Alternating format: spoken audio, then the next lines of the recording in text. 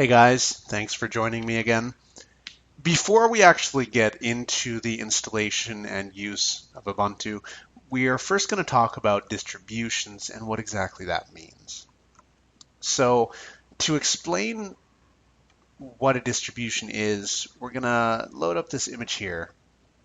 And this image, presented this way and in the slideshow in the previous video, is so large that it's entirely illegible.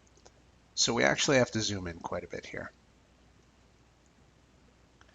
Now, in the previous video, I mentioned Debian and how Debian was one of the first major Linux distributions. Along with Slackware, Red Hat, and OpenSUSE, they are the four different types of Linux distributions.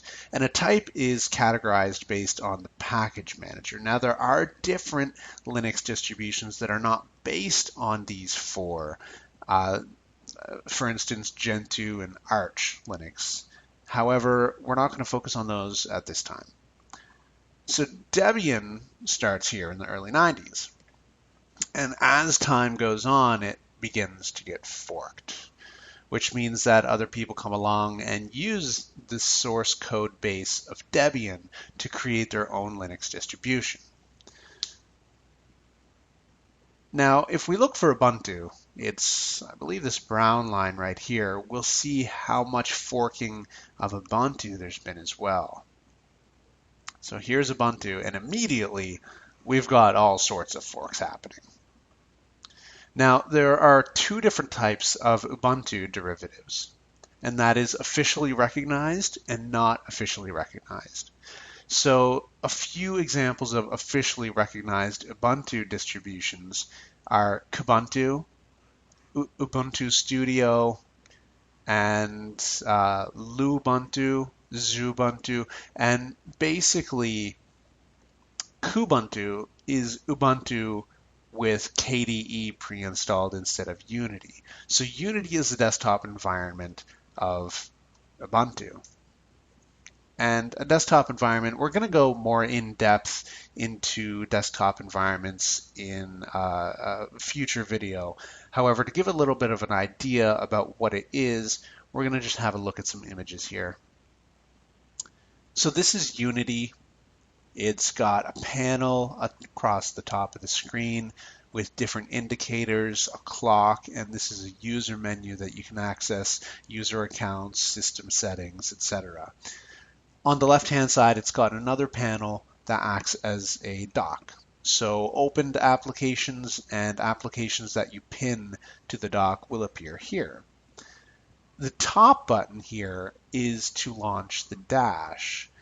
And now the Ubuntu dash is incredible. I absolutely love it. While I don't like much anything else about Ubuntu, the dash is really awesome. So you can actually search for files, programs, etc. And you can even use the Ubuntu Dash to find things online. So it's actually a pretty neat concept.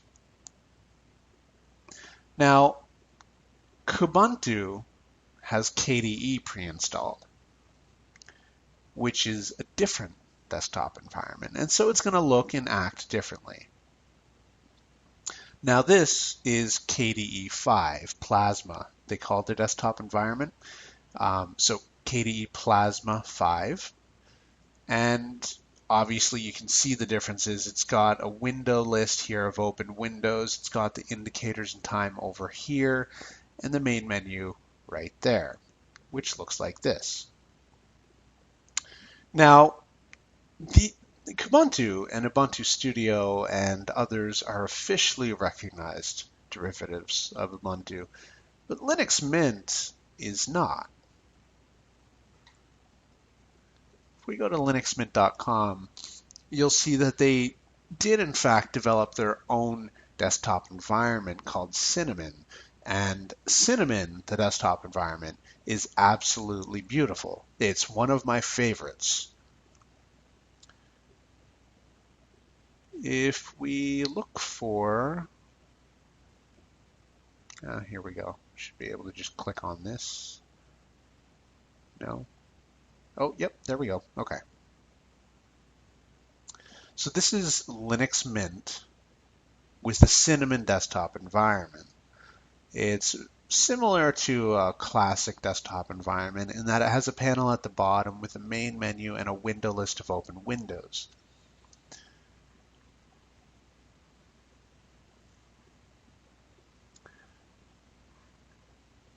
Elementary OS is right here. That's another one that I want to talk about. I've used Elementary in the past, and it as well, in very different ways, is very beautiful, very fun to use. The aesthetics alone are just absolutely mind-blowing. They've got the cleanest interface that I've seen. This is a transparent panel at the top with an applications menu, the clock and indicators, and it's got a dock for open windows. Now, aside from this, their own desktop environment, they've also created other software specifically for use with an Elementary OS, such as the Pantheon File Manager. And that's one of my favorite file managers, just because it does a lot of different things in a really neat way. Now, with Ubuntu-based distributions, installation is practically the same, with a few exceptions. So feel free to explore the different Linux distributions if you don't think you'll have problems following along when things look a bit different. Now, when I get Ubuntu set up, I'm going to make some configurations and changes and show you guys sort of how to do that stuff, but feel free to, explore the vast ocean of Linux distributions. So in the next video, we're actually going to be installing VirtualBox and Ubuntu, and we're going to be playing around with that a little bit and explaining the installation steps. So thanks for watching, and I'll see you guys again soon.